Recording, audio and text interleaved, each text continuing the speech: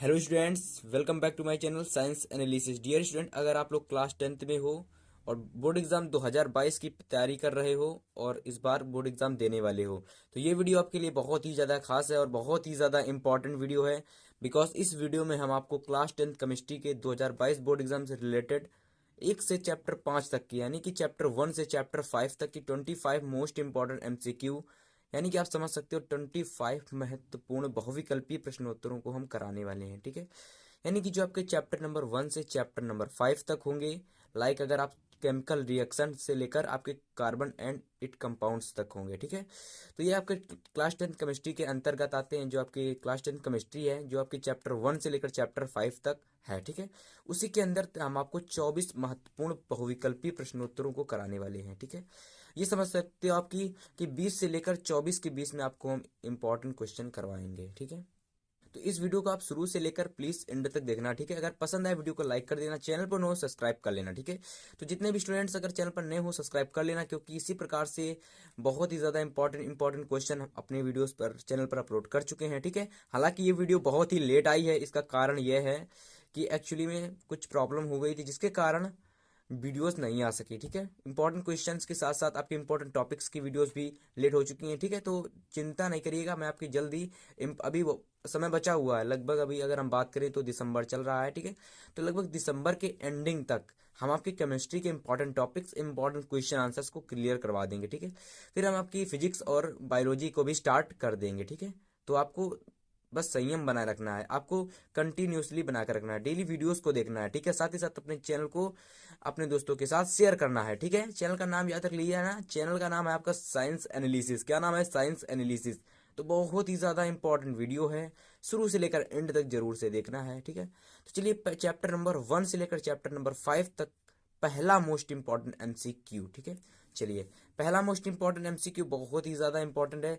क्षार धातुएं क्या हैं?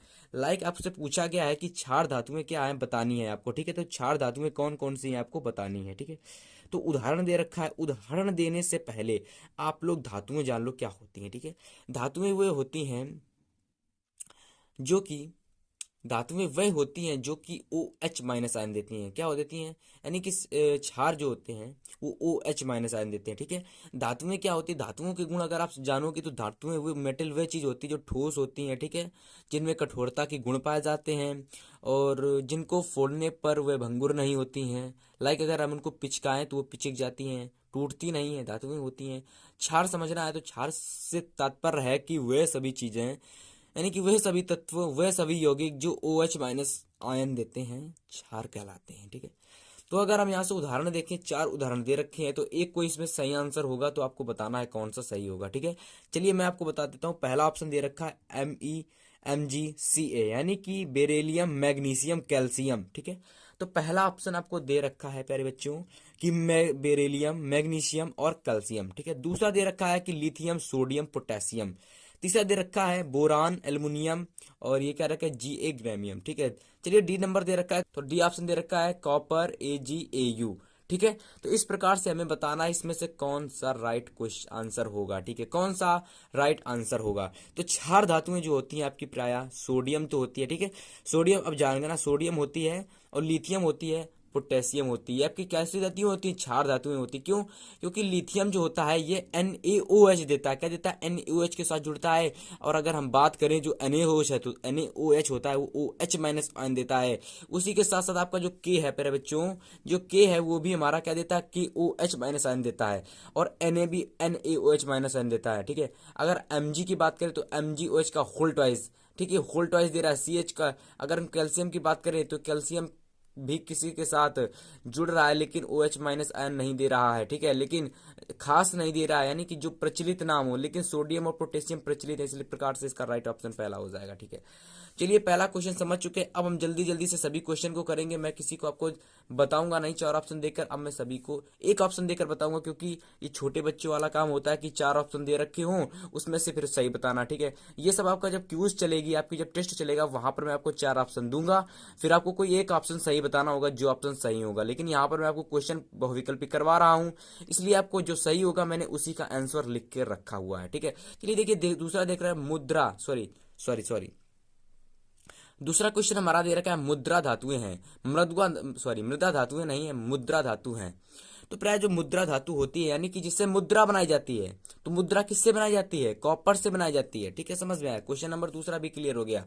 चलिए क्वेश्चन नंबर तीसरा दे रखा है प्यारे बच्चों कि किसी तत्व का ऑक्साइड उभयधर्म है, यानी कि किसी तत्व, जो ऐसा तत्व जिसका ऑक्साइड जो है वो उभयधर्मी हो। तो आपका जो एसएन तत्व होता है उसका जो ऑक्साइड होता है उभयधर्मी होता है। ठीक है, तो आपको याद रखना है ऐसा तत्व जिसका ऑक्साइड उभयधर्मी होता है वो कौन सा तत्व होता है? तो वो आपका तत्व एसएन होता है। ठीक है, समझ में आया? ओके, चलिए आगे बढ़ते हैं। आगे हमारा क्वेश्चन नंबर 4 दे रखा है। क्वेश्चन नंबर 4 कह रहा है सार्वत्रिक, यानी कि सर्वाधिक धन विद्युत तत्व है। सर्वाधिक धन विद्युत तत्व है, यानी कि कहने से तात्पर्य है सर्वाधिक जो धन विद्युत तत्व होता है, यानी कि जो अधिक इलेक्ट्रॉनों को त्यागता है, यानी कि विद्युत रासायनिक श्रेणी में, वो आपका कौन सा तत्व होता है? जो आपका पोटेशियम होता है। कौन सा होता है? पोटेशियम होता है। ठीक है, सोडियम भी त्यागता है लेकिन उससे कई ज्यादा गुना आपका पोटेशियम त्यागता है। इस प्रकार से कह सकते हैं हमारा पोटेशियम राइट ऑप्शन हो जाएगा, जो कि सर्वाधिक धन विद्युत तत्व को त्यागता है। ठीक है, चलिए क्वेश्चन नंबर 5 दे रखा है कि आवर्त सारणी में बाईं से दाईं, अगर आपको बाईं से दाईं जाना हो तो बताइए कि प्रवृत्तियों के बारे में कौन सा कथन असत्य है। ठीक है, तो देखिए कौन कौन सी प्रवृत्तियां दी रखी हैं आपको। चलिए देखते हैं। पहली प्रवृत्ति दे रखी है यहाँ परमाणु आसानी से इलेक्ट्रॉन का त्याग करते हैं। आपको यहाँ बताया गया कि यहाँ परमाणु आसानी से इलेक्ट्रॉन का त्याग करते हैं। दूसरा दे रखा है प्रोपान, तो ये आपका राइट ऑप्शन हो जाएगा। ठीक है, दूसरा क्वेश्चन नंबर 6 देखते हैं। क्वेश्चन नंबर 6 देखने से पहले इसको समझते हैं क्या कह रहा है। कह रहा है कि आवर्त सारणी में बाईं से, यानी कि आपको बाईं से इधर जाना है। ठीक है, यानी कि आपको इधर से इधर जाना है, बाईं से दाईं ओर जाना है। तो बताना है कि क्या जो प्रवृत्तियां होती है उसके बारे में कथन कौन सा होगा। तो जब हम लोग बाईं से दाईं ओर जाएंगे तो क्या होता है? परमाणु आसानी से इलेक्ट्रॉन का त्याग करते हैं। क्या करते हैं? परमाणु जो होते हैं प्यारे बच्चों, इलेक्ट्रॉन का आसानी से त्याग करते हैं। ठीक है, तो ये क्वेश्चन आपको आई होप समझ में आया होगा, तो स्क्रीनशॉट लेकर रखना और नोट करते हुए चलना। चलिए क्वेश्चन नंबर 6 दे रखा है हमारा प्रोपेन का रासायनिक सूत्र होता है। आपको बताना कि जो प्रोपेन का रासायनिक सूत्र होता है वो क्या होता है। तो देखिए यहाँ पर दे रखा है C3H8। अब ये आया कहाँ से, इसको जरा समझते हैं और इसको अच्छे से करते हैं। देखिएगा eth meth prop but pent hex, ये आपको याद होने चाहिए क्लास 10th में हो तो। ठीक है, तो प्रोप का कहने का तात्पर्य है यहाँ पर कार्बन की संख्या होगी 3। कितनी होगी? 3। तो यहाँ 3 कार्बन है। अब आप देख सकते हो यहाँ पर प्रोपीन लगा हुआ है, तो कह सकते हैं यहाँ पर सिंगल बॉन्डिंग होगी। क्या होगी? Single bonding. तो कार्बन और कार्बन के बीच सिंगल बॉन्डिंग होगी, और साथ ही साथ जब कार्बन के साथ सिंगल बॉन्डिंग है तो सभी कार्बन प्राय एक एक हाइड्रोजन से जुड़े हुए होंगे, तो इन्हें एक एक हाइड्रोजन से हम जोड़ दे रहे हैं। ठीक है, देख सकते हो आप। अगर यहां से अगर हम हाइड्रोजन की संख्या गिने 1 2 3 1 2 3 इजकल टू 6 प्लस 2 इजकल टू 8, तो यहाँ से हाइड्रोजन की जो वैल्यू 8 निकल के आ गई और कार्बन की वैल्यू 3 निकल के आ गई। इस प्रकार से हम कह सकते हैं हमारा प्रोपेन है। कैसे कह सकते हैं? क्योंकि प्रोप से मतलब है, प्रोप से मतलब कार्बन 3, एन से मतलब हाइड्रोजन सिंगल, यानी कि जो सिंगल बॉन्डिंग में हाइड्रोजन जुड़े हुए, सॉरी हाइड्रोजन ना कहकर सिंगल बॉन्डिंग में कार्बन जुड़े हुए हैं, इसलिए हम कह सकते हैं ये प्रोपेन होगा। यानी कि अगर यहाँ पर डबल बॉन्डिंग होती तो यहाँ कह सकते हैं प्रोपीन होगा, अगर ट्रिपल बॉन्डिंग होती तो कह सकते थे प्रोपाइन होगा। समझ में आया? ओके, चलिए क्वेश्चन नंबर 7 देखते हैं। ओके, क्वेश्चन नंबर 7 हमारा है C2H6 का IUPAC नाम होगा। अगर हम IUPAC C2H6 की बात करें तो इसमें 2 कार्बन आ रहे हैं साथ ही साथ, और इसमें एन जुड़ा हुआ है। सॉरी, आप देख सकते हो इसका राइट ऑप्शन एन दे रखा है। एन आया कैसे समझते हैं? C2H6 यानी कि 2 कार्बन एक पहले लिख लेते हैं, फिर आपको देखना है 6, यानी कि H इधर से 3 होंगे और H3 इधर होंगे। ये सभी सिंगल बॉन्डिंग से जुड़े हुए होंगे। ठीक है, सभी सिंगल बॉन्डिंग से जुड़े हुए होंगे। और आप देख सकते हो कि कार्बन ने तीन अपने कोषों को पूरा कर लिया है। अब उसे एक ही कोष चाहिए है। ठीक है, तो एक इससे ले लेगा कार्बन से। अब इसको भी 3 मिल चुके थे और ये भी, इसने भी इसके साथ बॉन्ड बना लिया, तो इसके भी 4 कोष पूरे हो गए और इसके भी 4 कोष पूरे हो गए। इस प्रकार से हम कह सकते हैं कि हमारा जो C2H6 का IUPAC नेम होगा वो क्या होगा? एथेन। कैसे होगा? क्योंकि एथ 2 कार्बन और सभी सिंगल बॉन्ड में जुड़े हुए हैं, तो कह सकते हैं क्या होगा? एथेन। समझ में आया? तो क्वेश्चन नंबर 7 हो चुका है। चलिए क्वेश्चन नंबर 8 देखते हैं अब। चलिएगा बच्चों देखते हैं। क्वेश्चन नंबर 8 दे रखा है हमारा कि एसिटिक अम्ल, यानी क्वेश्चन नंबर 8 दे रखा है एसिटिक अम्ल CH3COH का IUPAC नाम होगा। यानी कि एसिटिक अम्ल का जो IUPAC नाम होता है प्यारे बच्चों होता है एथेनोइक अम्ल। ये एथेनोइक अम्ल कहाँ से आया? तो अगर हम एथेनोइक अम्ल की संरचना की बात करें तो एथेनोइक अम्ल की संरचना, इस पर मैं एक डिटेल में वीडियो लाने वाला हूँ, इसलिए चैनल को सब्सक्राइब करके रखना, क्योंकि मैं इस पर डिटेल में वीडियो लाऊंगा कि एथेनोइक अम्ल से कौन कौन सी रिएक्शन होती है, कौन कौन सी रिएक्शन इंपॉर्टेंट है। और ये मोस्ट इंपॉर्टेंट टॉपिक है आपका प्यारे बच्चों एथेनोइक अम्ल, सॉरी एसिटिक अम्ल या फिर एथेनोइक अम्ल, इससे अगर आप इसको एक बार अपने बुक से पढ़ लो तो और अच्छे से समझ में आ जाएगा। लाइक जब मैं आपको बताऊंगा यूट्यूब पर तो बहुत ही आसानी से मैं आपको समझा दूंगा, पूरा टॉपिक क्लियर करवा दूंगा आपको, ठीक है। चलिए, एसिटिक अम्ल का जो यूपीएससी नेम होता है एथेनोइक अम्ल, अभी तक की इसको याद रखिएगा, ठीक है। क्वेश्चन नंबर 9 क्या कह रहा है, क्वेश्चन नंबर 9 चलिए देखते हैं। क्वेश्चन नंबर 9 कह रहा है हमारा कि निम्न में से कौन सा युग्म विस्थापन अभिक्रिया प्रदर्शित कर रहा है। अगर हम यहाँ से देखें AgNO3, लाइक यहाँ पर क्या हुआ है, Ag यानी कि Ag का कहने का तात्पर्य चांदी है, ठीक है। तो सिल्वर नाइट्रेट विलयन में कॉपर धातु, गलत है, ठीक है। कॉपर धातु जो होती है सिल्वर से अधिक क्रियाशील नहीं होती है, ठीक है। यानी कि जो कॉपर धातु है आपकी सिल्वर से अधिक क्रियाशील होती है Ag से, ठीक है। तो ये आपका राइट ऑप्शन पहला आपका क्लियर हो जाएगा। कैसे होगा, समझ में आया, नहीं आया। तो जो आपका Ag होता है प्यारे बच्चों, Ag यानी कि जो आपका Ag होता है सिल्वर, ठीक है, इससे जो कॉपर होता है अधिक क्रियाशील होता है, ठीक है। कॉपर जो होता है अधिक क्रियाशील होता है Ag से, तो कह सकते हैं हमारा पहला ऑप्शन सही हो जाएगा, ठीक है।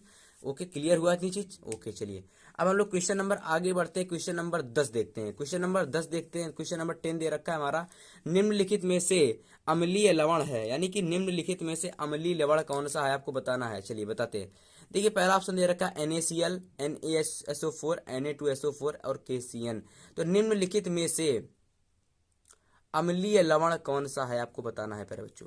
आंसर दें सब लोग, ठीक है, मिलके आंसर दें एक बार, ठीक है, कमेंट करिएगा कौन सा आंसर सही होगा। तो निम्नलिखित में से अम्लीय लवण जो आपका प्यारे बच्चों होगा NaHSO4, क्या होगा, NaHSO4, ठीक है, याद रखिएगा, ठीक है। चलिए क्वेश्चन नंबर हम लोग 11 देखते हैं। क्वेश्चन नंबर 11 क्या कह रहा है। क्वेश्चन नंबर 11 बहुत ज्यादा इंपॉर्टेंट है, वेरी वेरी इंपॉर्टेंट क्वेश्चन है, सभी इंपॉर्टेंट है, ऐसा नहीं कोई इंपॉर्टेंट ना हो, सभी मोस्ट इंपॉर्टेंट क्वेश्चन है, बस आप लोग अच्छे से पेन कॉपी लेकर बैठिएगा, ठीक है। चलिए क्वेश्चन नंबर 11 क्या कह रहा है, बहुत ही ज्यादा इंपॉर्टेंट है, और पेन और कॉपी लेकर साथ में बैठे रहिएगा ताकि कोई क्वेश्चन मैं बताऊं तो उसको आप लोग अच्छे से नोट करते चलो और रिवीजन करते चलो। क्वेश्चन नंबर 11 कह रहा है, धोने के सोडे, यानी कि धोने के जो सोडा होता है उसका रासायनिक सूत्र क्या होता है। तो उसका रासायनिक सूत्र होता है सोडियम कार्बोनेट के साथ 10 H2O के क्रिस्टलन के जल, ठीक है। ये आपका जो H2O जुड़ा हुआ है इसको हम क्रिस्टलन का जल कहते हैं, लेकिन इसका जो सूत्र होता है वो होता है Na2CO3 10H2O, ठीक है। तो ये आपका राइट ऑप्शन हो जाएगा क्वेश्चन नंबर 11। क्वेश्चन नंबर 12 क्या कह रहा है। क्वेश्चन नंबर 12 कह रहा है कि H2SO4 यानी कि सल्फ्यूरिक अम्ल विलयन का पीएच मान होगा, यानी कि सल्फ्यूरिक अम्ल विलयन का पीएच मान, जो सल्फ्यूरिक अम्ल यानी कि ये विलयन है और ये एक अम्ल है, यानी कि ये किसी अम्ल का विलयन है। अब कह सकते हो किसी अम्ल का विलयन है तो कैसा होगा भाई, अम्लीय होगा, और जब अम्लीय होगा तो आप कह सकते हो कि ये 7 से कम होगा, ठीक है, समझ में आया। ओके, चलिए क्वेश्चन नंबर 12 देखते हैं, सॉरी क्वेश्चन नंबर 13 देखते हैं। क्वेश्चन नंबर 13 कह रहा है कि एसिटिक अम्ल, ठीक है, एसिटिक अम्ल कौन सा अम्ल है। एसिटिक अम्ल यानी कि एथेनोइक अम्ल एक दुर्बल अम्ल है, इसमें आयनिक यानी कि दुर्बल अम्ल है, क्योंकि क्योंकि क्योंकि क्यों है, ऐसा क्यों है, जो कि हमने कहा गया कि एसिटिक अम्ल, एथेनोइक अम्ल जो आपका होता है प्यारे बच्चों, एथेनोइक अम्ल, ये जो आपका एथिल अल्कोहल होता है जो एथेनॉल, उससे क्या होता है, ये दुर्बल होता है, जबकि एथिल अल्कोहल जो हमारा एथेनॉल होता है वो क्या होता है, प्रबल अम्ल होता है, यानी कि वो बहुत ही हानिकारक होता है, घातक होता है, खतरनाक होता है, समझ में आया। लेकिन एसिटिक अम्ल जो कि एथेनोइक अम्ल है वो हमारा दुर्बल होता है। क्यों होता है ऐसा, क्योंकि इसमें आयनन की मात्रा कम होती है। क्या होती है प्यारे बच्चों, आयनन की मात्रा कम होती है। चलिए क्वेश्चन नंबर देखते हैं 14। यहाँ पर क्वेश्चन नंबर 12 पढ़ चुका है, लेकिन क्वेश्चन नंबर हमारा 14 है, निम्नलिखित युग्मों में कौन सा प्रतिस्थापन अभिक्रिया कर रहा है, ठीक है, प्रतिस्थापन अभिक्रिया कौन सा युग्म कर रहा है। चलिए एक एक करके देखते हैं कौन सा कर रहा है, हमें क्या पता कौन सा कर रहा है, बिना पढ़े कैसे बता दें हम। देखिए दे रखा है निम्नलिखित में से कौन सा युग्म प्रतिस्थापन अभिक्रिया कर रहा है। सोडियम क्लोराइड लाइक NaCl विलयन में कॉपर धातु, बिल्कुल गलत। मैग्नीशियम क्लोराइड यानी कि MgCl2 विलयन में एल्युमिनियम धातु, बिल्कुल गलत। फेरस सल्फेट यानी कि FeSO4 विलयन में सिल्वर धातु यानी कि Ag, बिल्कुल गलत। सिल्वर नाइट्रेट AgNO3, समझ में आया, ये क्या कह रहा है भैया, AgNO3, ठीक है, AgNO3 विलयन में कॉपर धातु, राइट राइट राइट। क्यों राइट होगा, क्योंकि जो कॉपर होता है मेरे बच्चों वो सिल्वर नाइट्रेट के विलयन से यानी कि सिल्वर से अधिक अभिक्रियाशील होता है, इसीलिए हम कह सकते हैं जो कॉपर होगा वो Ag यानी कि सिल्वर को विस्थापित कर देगा और ये हमारी क्रिया कंप्लीट हो जाएगी। राइट ऑप्शन लगा लीजिएगा, सिल्वर नाइट्रेट विलयन एवं कॉपर को विस्थापित कर देगा। कॉपर यानी कि जो धातु है वो सिल्वर नाइट्रेट के विलयन को विस्थापित कर देगा, समझ में आया। क्वेश्चन नंबर 14, क्वेश्चन नंबर 15 देखते हैं अब। चलिए प्यारे बच्चों देखते हैं क्वेश्चन नंबर 15 हमारा है, जब सॉरी जब कॉपर सल्फेट विलयन में लोहे का टुकड़ा डालते हैं, जब कॉपर सल्फेट के विलयन में लोहे का टुकड़ा डालते हैं तो कॉपर व फेरस सल्फेट बनते हैं। क्या बनते हैं? यह अभिक्रिया कहलाती है। तो देखिएगा क्वेश्चन समझते हैं पहले। कॉपर सल्फेट CuSO4 विलयन में लोहे Fe का टुकड़ा डालते हैं। जो Fe लोहा होता है, ये कॉपर से क्या होता है? लोहा कॉपर से क्या होता है? लोहा कॉपर से अधिक अभिक्रियाशील होता है। लोहे का टुकड़ा डालते हैं तो कॉपर व फेरस सल्फेट बनते हैं। कॉपर व फेरस सल्फेट बनते हैं। क्या बनता है? कॉपर व फेरस सल्फेट बनते हैं। तो कौन सी क्रिया होगी? ये आपकी प्रतिस्थापन क्रिया होगी। कौन सी? प्रतिस्थापन। लगा लीजिए टिक। क्यों होगा? क्योंकि विस्थापन अभिक्रिया है और विस्थापन यानी कि प्रतिस्थापन। समझ में आया? लाइक करिएगा। समझ में आया? वीडियो को लाइक करिएगा, चैनल को सब्सक्राइब भी करिएगा। क्वेश्चन नंबर हमारा धावन सोडा का रासायनिक सूत्र होता है, यानी कि जो आपका धावन सोडा होता है, धोने का सोडा, इसका रासायनिक सूत्र देखिए। दोबारा क्वेश्चन आ गया, इंपॉर्टेंट क्वेश्चन है, रिपीटेड है, ठीक है। Na2CO3 इसका .10H2S का रासायनिक सूत्र होता है, जिसको हम धावन सोडा या फिर धोने का सोडा बोलते हैं। चलिए क्वेश्चन नंबर 17 देखते हैं। क्वेश्चन नंबर 17 हमारा कह रहा है किसी विलयन का पीएच मान 3 है। विलयन कैसा होगा? अम्लीय होगा, क्योंकि पीएच मान 3 है। समझ में आया? कैसा होगा? विलयन पीएच अम्लीय होगा। समझ में आया? तो राइट ऑप्शन अम्लीय लगा लीजिएगा। इसका Na2CO3 राइट ऑप्शन लगा लीजिएगा, ठीक है। क्वेश्चन नंबर सल्फर डाइऑक्साइड का जलीय विलयन होगा। तो फिर बच्चों इस क्वेश्चन को आपको गूगल से सर्च करके लाना है। समझ में आया? गूगल से सर्च करके लाइएगा। गूगल सबके पास होगा फोन में। क्वेश्चन नंबर 20 कह रहा है कि निम्नलिखित में से प्रबल क्षार है, यानी कि प्रबल क्षार कहने का तात्पर्य है पहले बच्चों प्रबल क्षार। प्रबल क्षार यानी कि जो बहुत ही प्रबल हो, जो बहुत ही खतर, यानी कि जो बहुत ही कैसा हो? सांद्र हो, यानी कि नहीं कहते हो बहुत ही खतरनाक है। और ये बहुत ही कैसा है? बहुत ही मतलब कि कह नहीं सकते हो कि बहुत ही कड़वा है, तीखा है, तो वही प्रबल है। यानी कि कौन निम्नलिखित में से प्रबल क्षार कौन सा है आपको बताना है।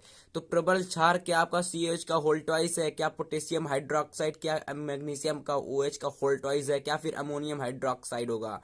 राइट ऑप्शन जाएगा पोटेशियम हाइड्रोक्साइड पर, ठीक है।